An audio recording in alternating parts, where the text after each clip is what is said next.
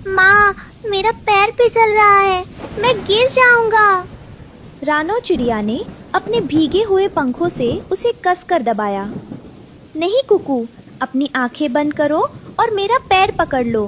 गुड़िया, तू भी मत डर। जब तक तुम्हारी माँ जिंदा है तुम्हें कुछ नहीं होगा। पर कुदरत के आगे रानो बेबस थी। एक जोरदार हवा का थपेड़ा आया और उनका घोंसला तिनका तिनका होकर अंधेरी खाई में जा गिरा। रानो अपने बच्चों को लेकर मुश्किल से एक मोटी टहनी पर जा टिकी। सूरज निकला पर जंगल की रौनक गायब थी। हर तरफ टूटे हुए घोंसले और रोते हुए पक्षी थे। पूरा जंगल शमशान जैसा लग रहा था। सभी पक्षियों के घर टूट चुके थे। रानो अपने बच्चों के साथ गीली जमीन पर बैठी रो रही थी। माँ, अब हम कहाँ सोएंगे? बहुत ठंड लग रही है। धैर्य रख बेटे, मैं कुछ ढूंढती हूँ। रानो तिनके खोजने निकली।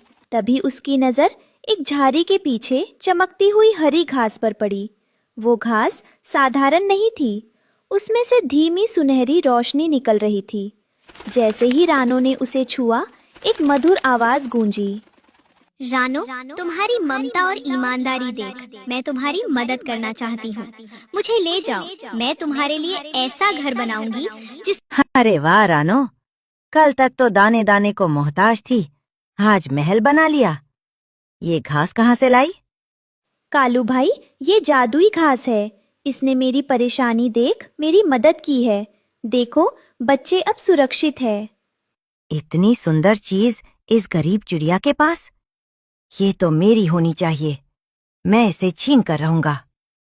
वो हरी घास का देखकर जंगल के अन्य पक्षी वहां जमा होने लगे। सबसे पहले मिट्ठू तोता, तोती उड़ते हुए आए। अरे रानो, ये क्या करिश्मा है? कल तो तू सिर छुपाने को तरस रही थी और आज ये हरियाली का महल। क्या ये असली घास है या कोई सपना? मिट्ठू भाई, ये उस ऊपर वाले की मेहरबानी है। ये जादुई घास है। इसने मेरी और मेरे बच्चों की बेबसी देख खुद को मेरे हवाले कर दिया। रानो बहन, हम कहाँ जाएं? हमारे छोटे छोटे बच्चे खुले आसमान के नीचे सो रहे हैं। आप फिक्र मत कीजिए, उस झाड़ी के पीछे बहुत सारी जादुई घास है। मैं आप सबके लिए घर बनाने में मदद करूंगी। हाँ मौसी, मेरी माँ सबको जादुई घर बना कर देगी। तभी टुनटुनी चिड़िया अपने छोटे से बच्चे को चोंच में दबाए वहां पहुंची। वो बहुत थकी हुई और उदास लग रही थी।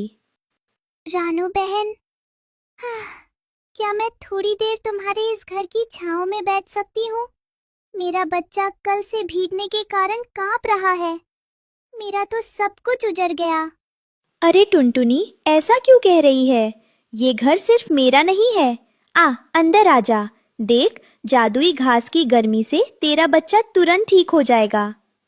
मिट्ठू तोता चकित होकर ये सब देख रहा था। लेकिन रानो, ये घास तो कम है। अगर तू सबको यहाँ रखेगी तो घर टूट जाएगा। तू अपने बारे में सोच, दुनिया बहुत स्वार्थी है। नहीं मिट्ठू भाई, जो मुसीबत में काम न आए वो पक्षी कैसा? टुनटुनी, तू फिक्र मत कर, मैं अभी जाकर और घास लाती हूँ।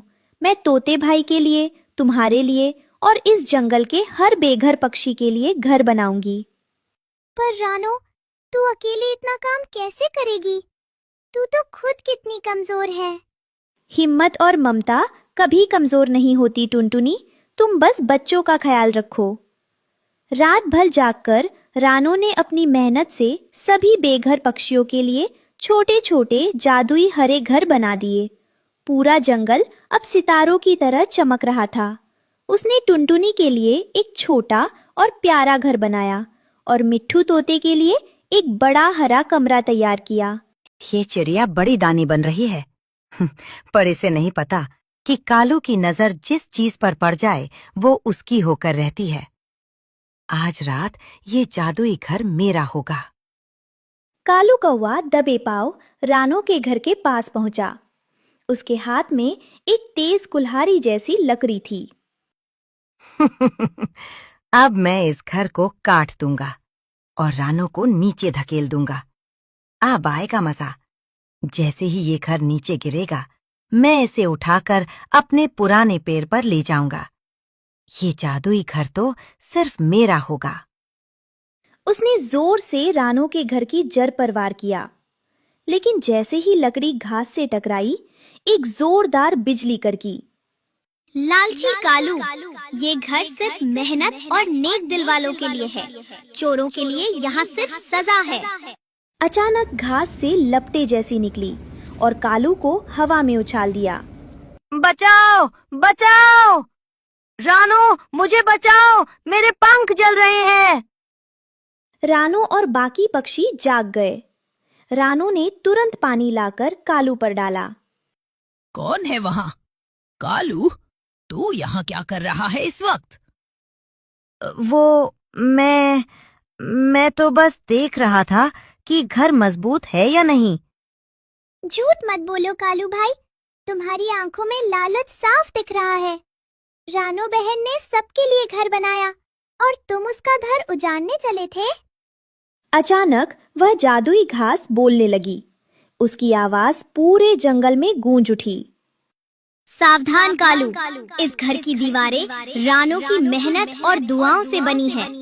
अगर तुमने इसे छुआ तो तुम पत्थर के बन जाओगे। कालू थर थर कांपने लगा। रानो बाहर आई और उसने देखा कि कालू डर के मारे अधमरा हो रहा है। कालू भाई, क्यों इतनी नफरत पाल रखी है? अगर आपको घर चाहिए था तो बस एक बार कह देते, मैं आपके लिए भी वैसा ही घर बना देती। मुझे माफ कर दो रानो। मिट्ठू भाई सही कहते थे, मैं स्वार्थी हूँ, पर तुम्हारी अच्छाई ने आज मेरी आंखें खोल दी। क्या तुम मुझे माफ करोगी? रानो, इसे माफ मत करना, ये बहुत चालाक है। नहीं मिट्ठू भाई, जो अपनी गलती मान ले उसे मौका देना चाहिए। कालू भाई, कल सुबह हम सब मिलकर आपके लिए भी एक सुंदर जादुई घर बनाएंगे। सुबह हुई तो पूरा जंगल हरे जादुई घरों। कालू कौवा अब रानो का सबसे बड़ा रक्षक बन गया था। टुनटुनी और मिट्ठू ने मिलकर रानो के सम्मान में एक गाना गाया और पूरा जंगल खुशियों से चहक उठा। इस कहानी से हमें सीख मिलती है कि जो दूसरों का घर बसाता है, ईश्वर उसका घर कभी उजड़ने नहीं देता। स्वार्थ से मिला सुख क्षणिक है, पर परोपकार से मिला सम्मान अमर है।